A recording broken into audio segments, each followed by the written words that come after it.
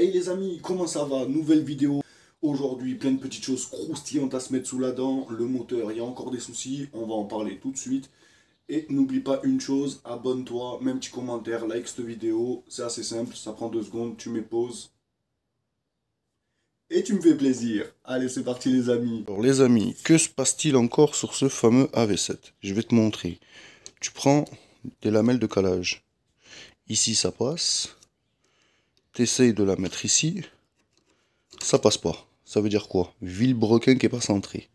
Tu vas le voir, rien qu'à l'œil on le voit. C'est pas centré. Tu as un écart énorme de ce côté-ci. Je vais y arriver. De ce côté-ci et de ce côté-là, il n'y a vraiment que dalle. Donc il faut démonter tout ça. C'est dommage car ça a été remonté à neuf. Donc joint de carter neuf, roulement neuf, spin neuf, vilo neuf. En plus du coup, il a mis un vilebrequin Jazil du coup après renseignement. Du coup, tu vois, et au final, il faut savoir que ce vilebrequin là, il est renforcé et en plus masse pleine. Donc ça veut dire qu'au final, ben, ça va créer beaucoup de vibrations. Donc si en plus t'es pas centré, tu m'as compris. Donc allez, let's go, on démonte ce bas moteur. Démonter le bas moteur dit que forcément il faut commencer à tomber la petite partie de l'embrayage.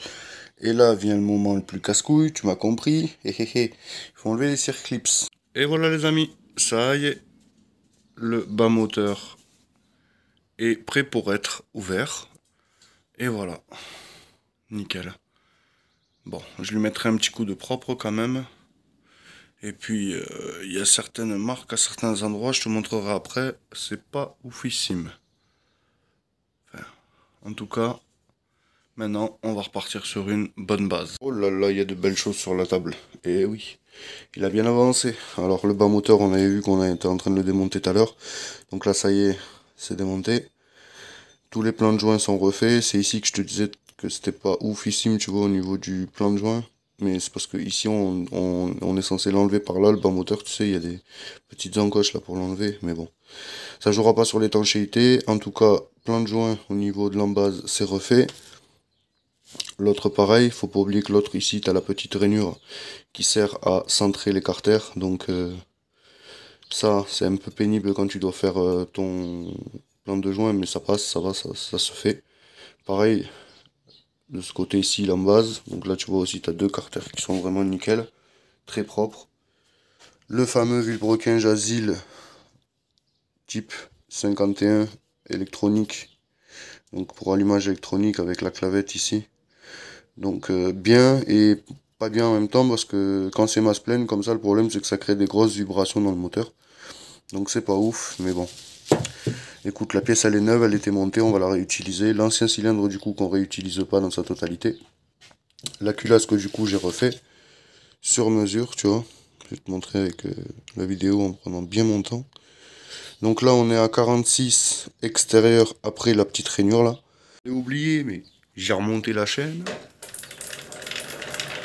Alors le bruit que t'entends là, le piou là, c'est la graisse, ça c'est normal. Moi je mets de la bonne graisse. Donc la chaîne s'est remontée, ça tourne au top, le pédalier pareil, tu vois. Nickel, il est libre. Pas de jeu dans la poulie.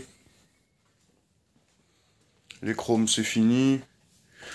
La chaîne côté vélo, pareil, nettoyé, regraissé. Donc là on est au top. Et il est reparti pour de plus belle. Allez, c'est parti les copains. Première commande du coup pour le copain. On va voir ce que ça donne. Je vous laisse deviner c'est quoi. Je sais que vous aimez bien les unboxings. Attends, je te cadre un peu. Tac.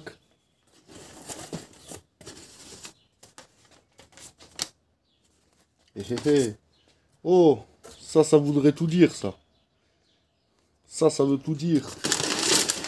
C'est bien emballé, hein, je vous le jure. Oh, qu'est-ce que c'est beau.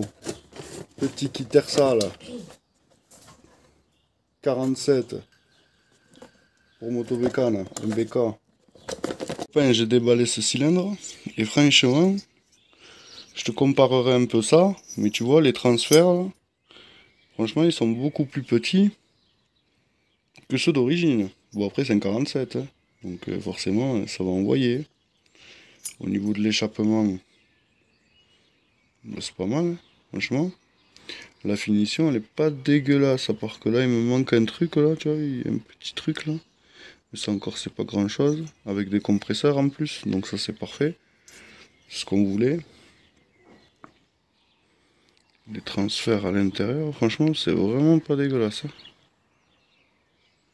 Franchement, c'est plutôt propre. Admission, oh, c'est big. Hein. L'admission elle est big par contre. Hein. Et l'échappe, bon, ben, l'échappe un peu plus que l'origine. Mais bon, quand tu vois comment elle se referme à l'intérieur, ben voilà quoi. Bon, c'est beau. Ça, c'est de la belle pièce. Ça, oui. Plan de joint, franchement, rien à dire. Ah, ça, c'est sûr, par contre, faudra les reprendre. Hein. Mais franchement, très belle pièce. Le piston, pareil.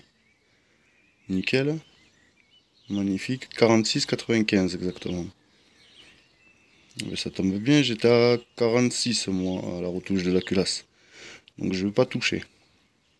Je vais laisser un petit 0,95 pour l'étanchéité et être safe.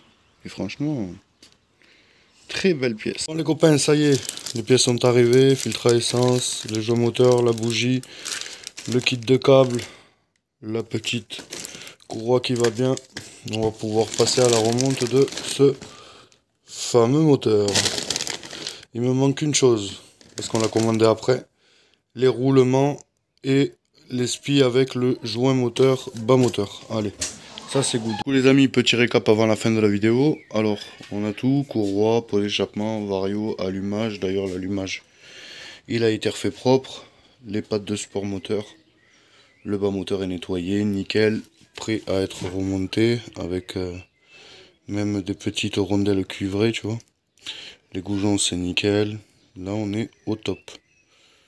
Là, on a de la belle pièce maintenant qu'on peut remonter. La culasse, du coup, en 46 que j'avais refait. On va travailler sur mesure par rapport au kit. Le vilebrequin et le fameux kit 70 en 47 mm Ersal. Et quand on passe à côté, on a quoi? Ben, on a la mobilette, ça y est, elle est prête, la partie cycle. Donc les câblages, c'est fait. Tous les petits câblages là.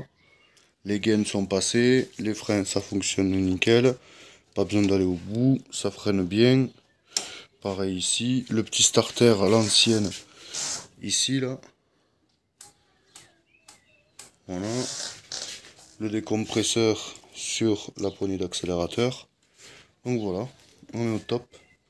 Les roues sont chromées. Enfin, sont revenues chromées car elles sont encore un peu piquées, tu vois. Mais bon. On ne peut pas rattraper du chrome qui a été piqué non plus. Hein, donc voilà. Là, le carbu s'est remis, du coup, c'est câblé.